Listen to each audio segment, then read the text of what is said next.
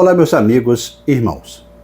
Que a graça e a paz do nosso Senhor e Salvador Jesus esteja com cada um de nós.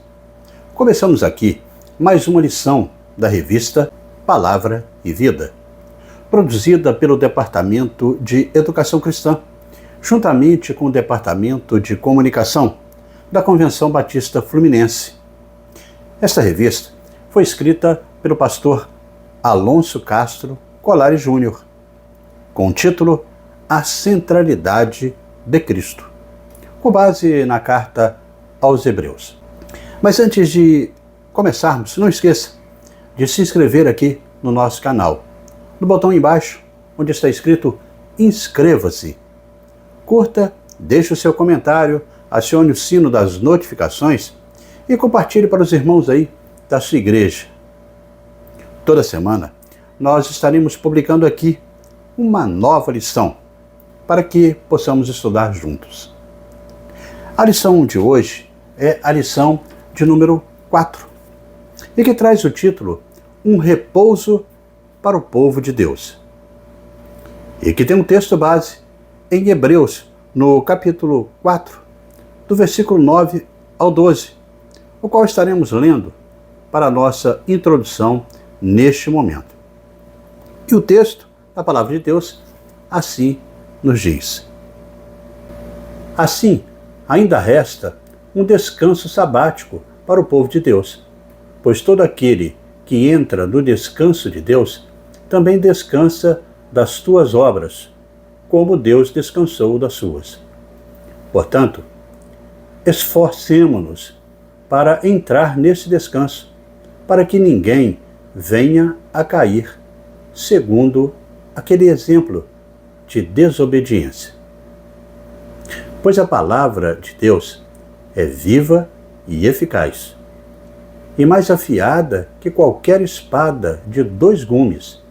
Ela penetra ao ponto de dividir alma e espírito, juntas e medulas, e julga os pensamentos e intenções do coração. Bem, irmãos, o objetivo da lição dessa semana é o de compreender que o descanso prometido por Deus, ele é alcançado pela fé em Jesus Cristo, que nos proporciona aí um descanso superior ao descanso físico, um descanso espiritual, baseado na obra completa de Cristo e na segurança da promessa de vida eterna.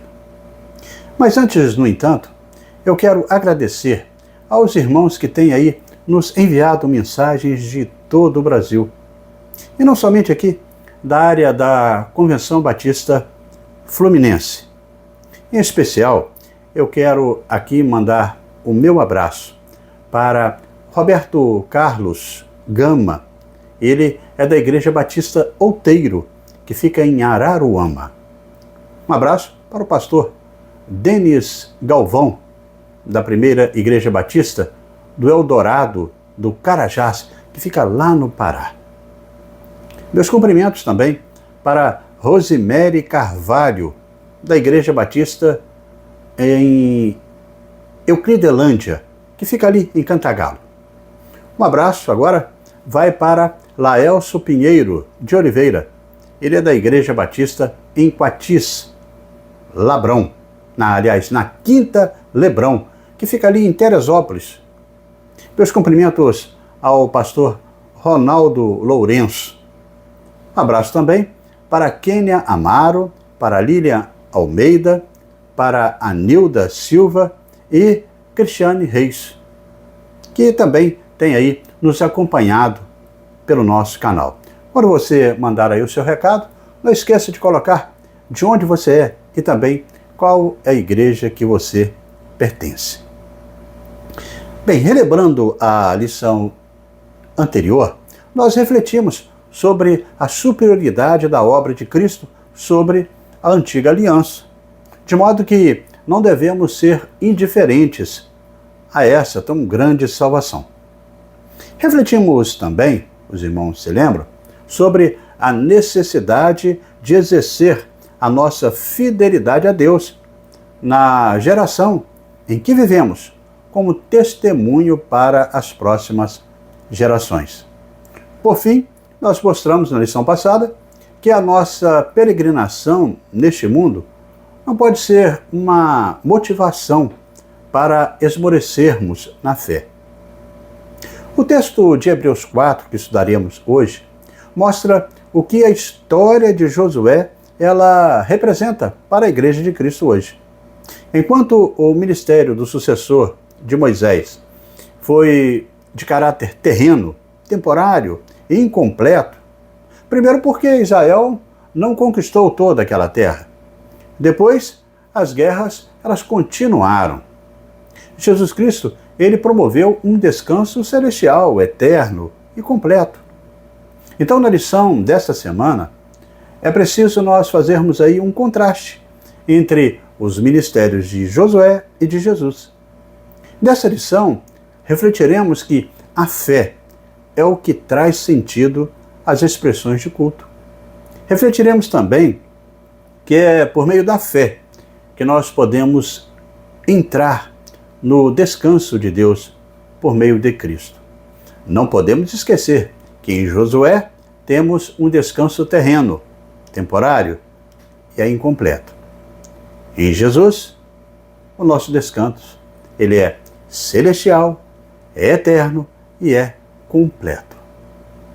Devido à popularização da teologia da prosperidade, bem como o aumento da politização ideológica dos movimentos evangélicos, é comum que alguns cristãos virarem as costas para a dimensão celestial e eterna do ministério de Jesus, alegando que, se dermos ênfase ao céu, formaremos cristãos escapistas, ou seja, pessoas propensas a fugir da realidade ou a buscar outras formas para se esquivar de situações cotidianas, no caso, situações ruins.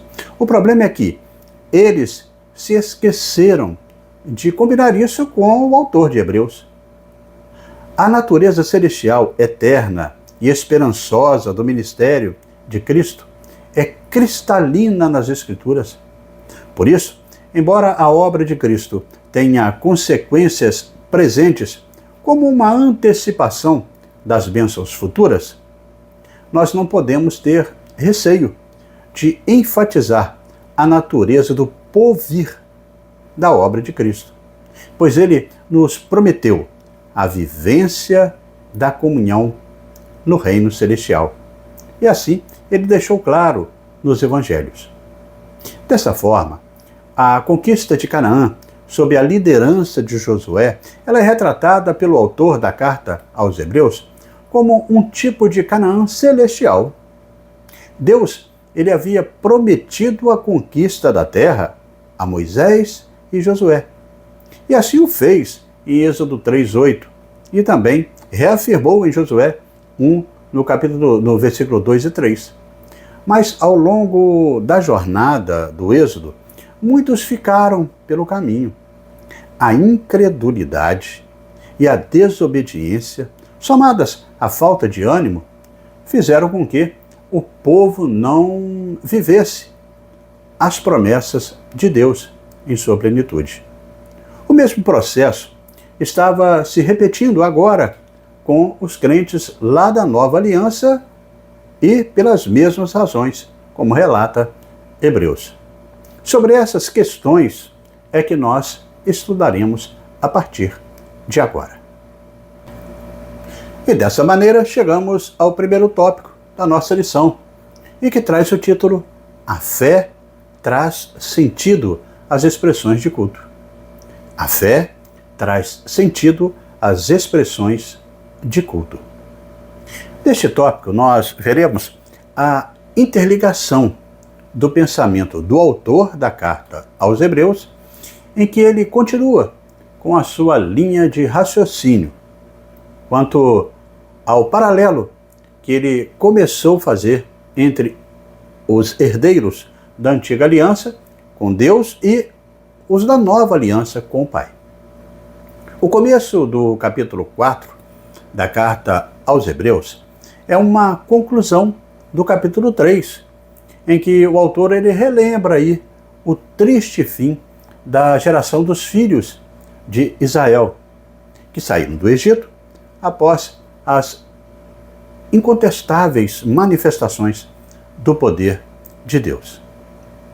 Vai ficar claro aqui que a única forma de voltar para a corrida e completar o percurso da caminhada rumo à mansão celestial, entretanto, assim, no descanso de Deus, que era observando a sua palavra, pregada a eles pelos mensageiros de Deus. O autor da carta, ele faz questão de destacar que ao longo da peregrinação, o povo de Israel sempre se mostrara insubmisso e rebelde, justamente por conta da incredulidade dos seus corações à promessa de Deus.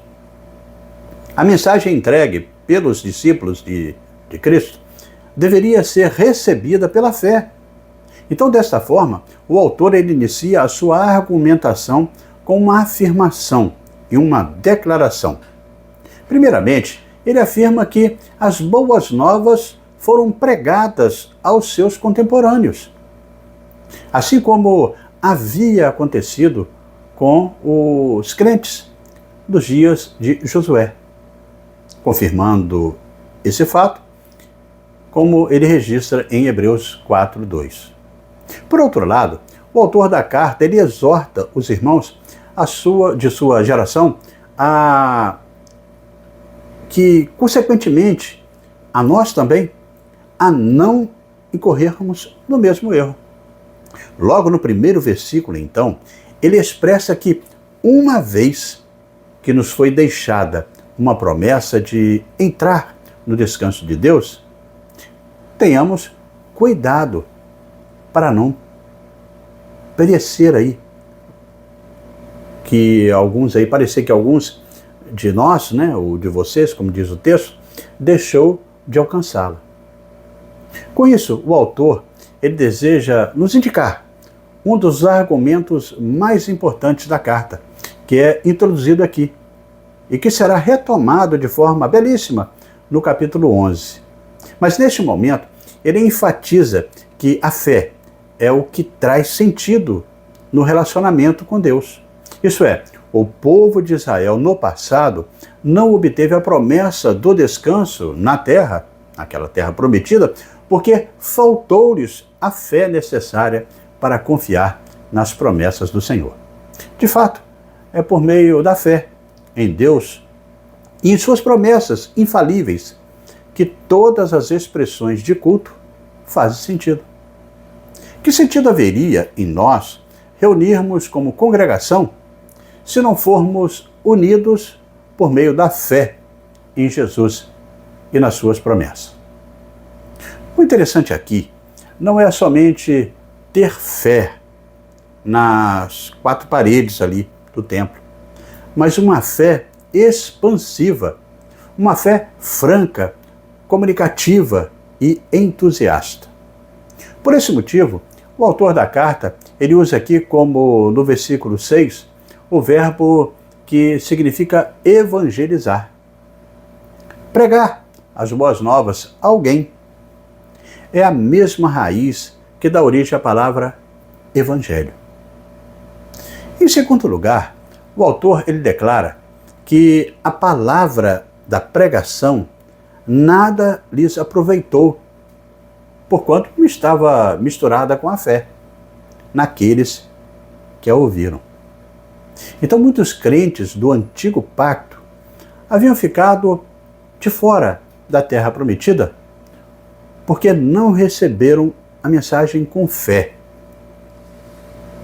E o que poderia aí esperar então dos que receberam a mensagem em sua plenitude, mas não lhe deram crédito também. Ele esclarece que, exceto Josué e Caleb, O povo de Deus, no passado, não entrou no descanso. Isto é, na terra prometida. Não porque deixaram de receber a revelação de Deus ou provas do seu poder, ou ainda por não saberem sobre como adorar ao Senhor com a expressão de culto. Um culto adequado para aquele momento, mas porque perderam a promessa, porque não tiveram fé. Virar as costas para a fé. Para o autor da carta, a fé era a mensagem que se concretizava na obediência. O autor mostra a razão de alguns não terem então entrado no descanso de Deus, quando ele diz: visto, pois, que resta que alguns entrem nele, e que aqueles a quem primeiro foram pregadas as boas novas não entraram por causa da desobediência. Assim, ele registra em Hebreus 4, no versículo 6. A desobediência, então, é a manifestação ativa da incredulidade. Essa palavra ocorre por 6 vezes no texto original e foi usada pelo apóstolo Paulo também para se referir aos filhos da desobediência lá em Efésios 2, capítulo 2, versículo 2. O crente, quando não crê, age da mesma forma do incrédulo. Portanto, a fé é imprescindível para adorar a Deus e tomar posse das suas promessas. A propósito, lembremos que o culto da antiga aliança acontecia ali no 7º dia da semana, pois foi no dia 7º que o Senhor descansara das suas obras, segundo o relato do livro de Gênesis, no capítulo 2, no verso 2. Deste modo, o autor da carta aos Hebreus, ele faz um paralelo entre esta passagem e aquela já mencionada na lição anterior do Salmo 95, especialmente os versos 6, 8 e também o verso 11, os quais são uma conclamação a adorarmos ao Senhor. À luz deste paralelo, destes 2 textos, podemos concluir que adorar verdadeiramente a Deus é descansar em seu poder e em suas promessas. E isso só acontece pela fé. Assim, devemos nos perguntar: o que nos motiva a irmos ao culto ao Senhor em nossas igrejas? Se a motivação é por conta de uma fé viva em Jesus e em sua obra, com certeza estaremos com a motivação certa. Porque adorar a Deus não se trata aí de um dia específico, mas de uma motivação certa, que é a nossa fé. E dessa forma chegamos ao segundo tópico da nossa lição de hoje, e que traz o título: É por meio da fé que descansamos em Deus. É por meio da fé que descansamos em Deus. Deste tópico, continuaremos refletindo sobre a continuidade e a firmeza de nossa fé até Canaã celestial. O povo peregrino, ele ansiava chegar o dia de herdar a terra prometida. Nesse sentido, o autor de Hebreus está mostrando que o descanso promovido por Josué foi uma coisa perene e não uma completude, pois não conquistaram toda a terra. Já em Jesus, essa conquista, essa trajetória, ela foi completa, foi total. Nada ficou para ser conquistado. Era um descanso real. A redenção de Hebreus, a redação ali de Hebreus 4:8, diz: porque se Josué lhes houvesse dado repouso, não falaria depois disso de outro dia. A conquista de Canaã era apenas um tipo de apontamento para Canaã celestial. A conquista da terra prometida por Josué era apenas uma sombra da qual Jesus é a realidade. Quem proveu, de fato, um descanso para o povo de Deus foi Jesus, não Josué. Vinde a mim todos os que estáis cansados e oprimidos, e eu vos aliviarei. Assim está registrado em Mateus 11, 28. O autor volta a enfatizar que é por meio da fé que nós estamos obtendo aí o descanso em Deus.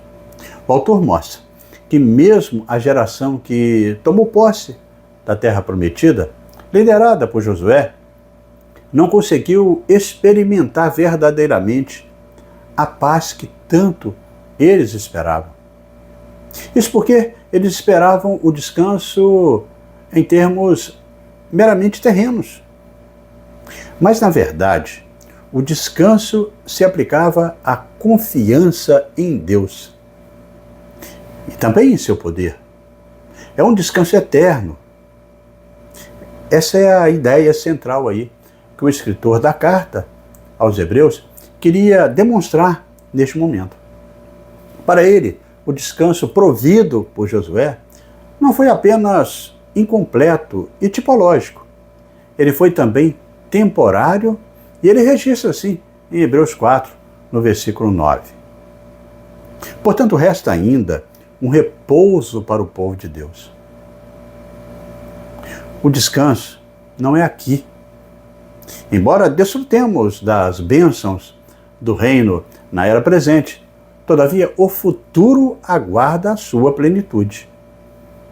A estrada ela é longa e ninguém pode se deixar fatigar pelo caminho.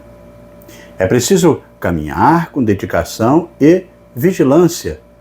E em Hebreus 4:11, ele nos orienta sobre isso, quando diz: procuremos, pois, entrar naquele repouso, para que ninguém caia no mesmo exemplo de desobediência. Fazendo paralelo com Israel do passado. O descanso que Jesus ele proveu para o seu povo, ele é completo, real e eterno. Com efeito, esse descanso só se torna possível por meio daquele que realmente entrou no santuário eterno de Deus e descansou de suas obras da mesma forma como Deus, o Pai, havia descansado das suas próprias obras, conforme o relato de Gênesis. Assim, Jesus, o Filho de Deus, perfeito de Deus, depois de consumar a sua obra completa com a sua morte na cruz, ressuscitou e voltou para o Pai. Quem crê em sua redenção tem acesso ao descanso de Deus, um tipo de descanso muito diferente daquele que fora entendido pelos antigos israelitas. Um descanso neste mundo de dores e sofrimentos não é possível. Portanto, o verdadeiro descanso, ele é aquele que o crente deposita total e completa confiança em Cristo Jesus e em sua promessa de vida eterna. À luz dessa tão grande verdade, devemos nos perguntar se realmente a nossa esperança está firmada no Senhor, em suas promessas. É muito comum buscarmos soluções frágeis para resolver aí os problemas que roubam a nossa paz. Porém, essas soluções, além de não resolverem, ainda aumentam a ansiedade, a angústia no coração. Entretanto, uma vez confiada a nossa vida a Deus, nós podemos experimentar a sua paz, o seu descanso, não pelos nossos próprios méritos, mas pelos méritos de Cristo Jesus, que consumou a sua obra e entrou primeiramente e para sempre no descanso de Deus, Com efeito, e nesse descanso, é que o crente ele deve depositar a sua confiança. No verso 11 do capítulo 4, o autor da carta aos Hebreus, ele nos exorta a esforçarmos e diz assim: por entrar naquele descanso, a fim de que ninguém caia segundo aquele exemplo da desobediência. Repetindo, isso é aí a exortação que diz respeito a não seguirmos os mesmos exemplos de incredulidade dos filhos de Israel no passado, quando por desobediência, quando por incredulidade, eles não tomaram posse da promessa de Deus. E aqui fica uma pergunta. O repouso de Deus, no qual os crentes são convidados a entrar, é algo para o presente ou para o futuro? Olha, certamente o repouso de Deus, em seu sentido mais amplo, na sua concretude, aguarda a era por vir.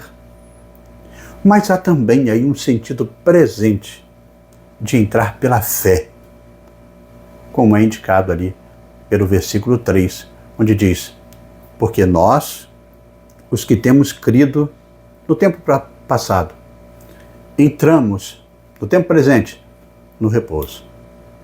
A fé, então, que temos, torna possível no presente realidades que são futuras, que são invisíveis ou celestiais. Ela se concretiza na paz prometida por Jesus para nós hoje, quando afirmou em João 14, 27, quando diz: deixo-lhe a paz, a minha paz lhes dou. Não a dou como o mundo a dá. Não se perturbem os seus corações, nem tenham medo. Outra promessa aí para o tempo presente está em João 15, no versículo 5, quando Jesus declara: eu sou a videira, vós sois as varas. Quem permanece em mim e eu nele, esse dá muito fruto, porque sem mim nada podeis fazer. E assim, irmãos, chegamos ao terceiro tópico da nossa lição, que traz o título: a promessa de Deus não muda. A promessa de Deus não muda. Neste tópico, nós falaremos sobre a imutabilidade de Deus. Há inúmeras passagens bíblicas que mostram ser Deus um ser eterno, que não é possível mencioná-las todas aqui. Mas vamos falar algumas. Em Apocalipse 4, 8, registra: santo, santo, santo é o Senhor Deus, o Todo-Poderoso, que era, que é e que há de vir. A imutabilidade significa que em Deus não há mudança e nem sombra de variação. Ele não muda a sua natureza, nem o seu caráter, nem os seus atributos, nem em consciência e nem em propósito. Deus, ele é imutável. E em Malaquias 3,6 está registrado: porque eu, o Senhor, não mudo. Os céus envelhecerão, mas o Senhor permanece. Assim registra Salmo 102, 27. Como roupa, os mudarás e ficarão mudados, diz o salmista, mas tu és o mesmo. Essa é a garantia de que Deus não vai mudar de opinião, principalmente no que diz respeito às suas promessas. Nós, seres humanos, é que mudamos muitas vezes em nossa conduta. E por isso, muitas vezes, perdemos aí as bênçãos de Deus. Quando isso acontece, a mudança ela não está no Senhor, mas em nós. Mas uma coisa é certa: uma vez confiante na promessa de Deus, o crente tem a convicção do cumprimento das suas promessas, mesmo que ele não consiga enxergá-las fisicamente. O autor da carta aos Hebreus, ele prossegue, argumentando que a palavra de Deus ela é viva e eficaz, mais cortante do que qualquer espada de 2 gumes, e penetra até o ponto de dividir a alma e o espírito, juntas e medulas, e é apta para julgar os pensamentos, os propósitos do coração. Escreve assim Hebreus 4:12. Certamente, essa passagem ela tem significados muito relevantes. Em primeiro lugar, significa segurança. Nós podemos confiar em Deus e descansar, porque a sua palavra é fiel e poderosa. Assim, não há razão para não crermos em Jesus e não esperar nele.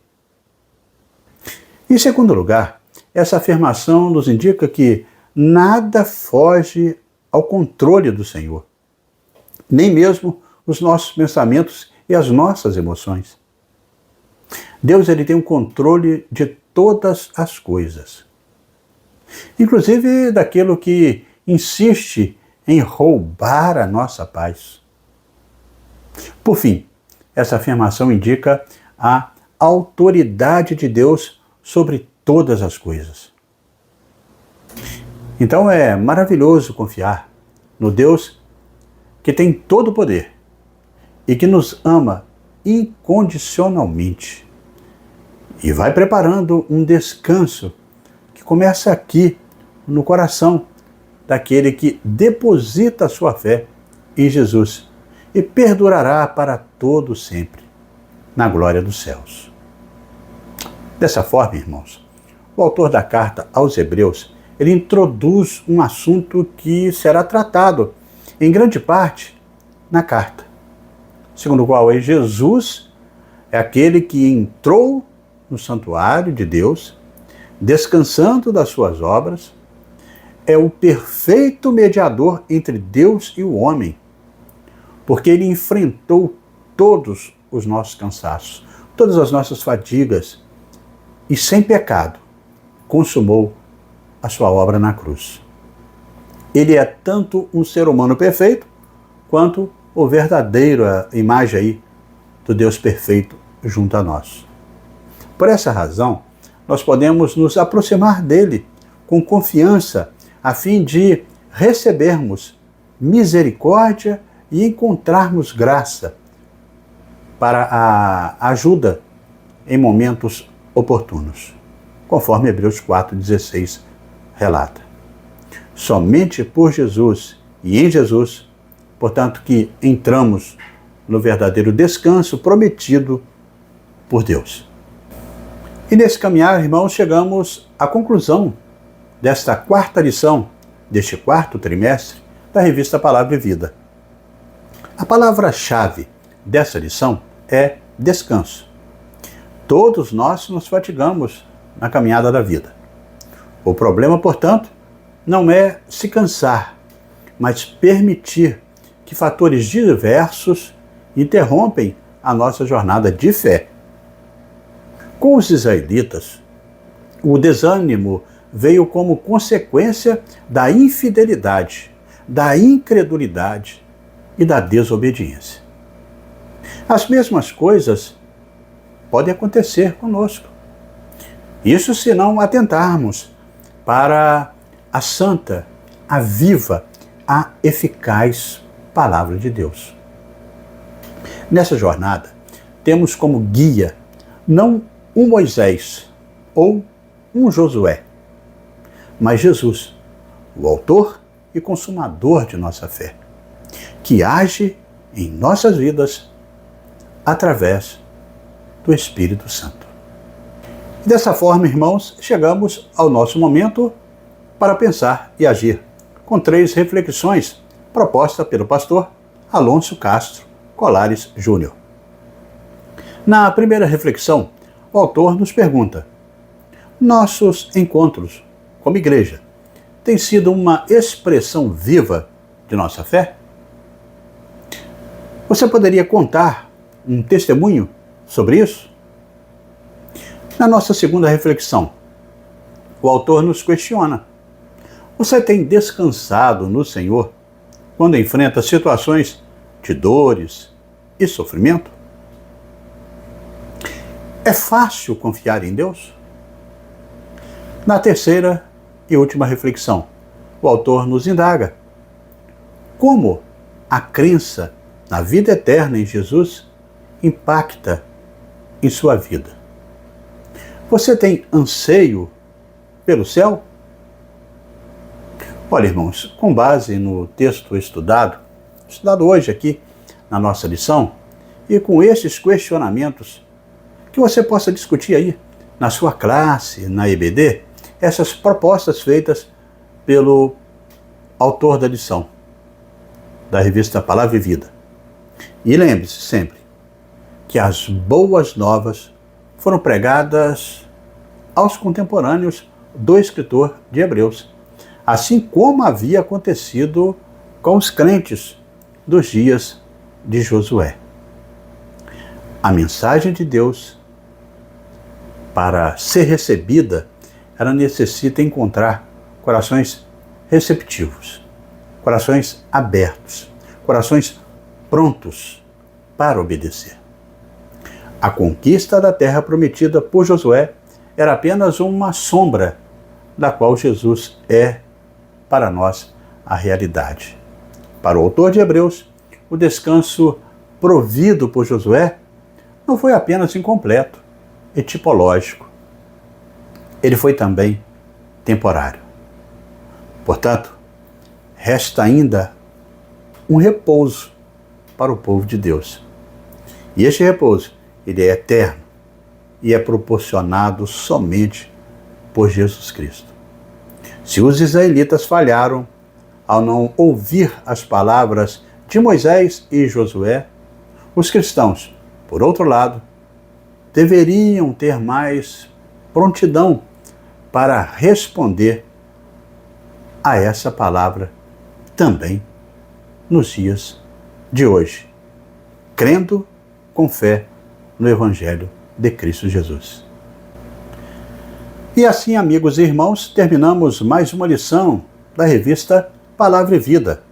Mas antes de você sair, eu te convido a se inscrever no nosso canal. Vai aparecer aqui um local ao lado onde você pode clicar e se inscrever. Não esqueça de curtir, deixar também o seu comentário, assinar aí as nossas notificações e compartilhar também a nossa lição. Aqui em cima vai aparecer 2 quadrinhos com lições anteriores e que você possa aí desfrutar também do nosso conteúdo aí para edificação da palavra de Deus.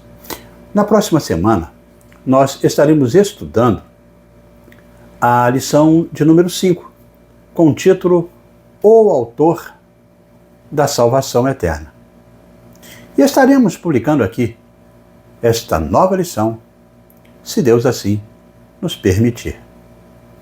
Amém?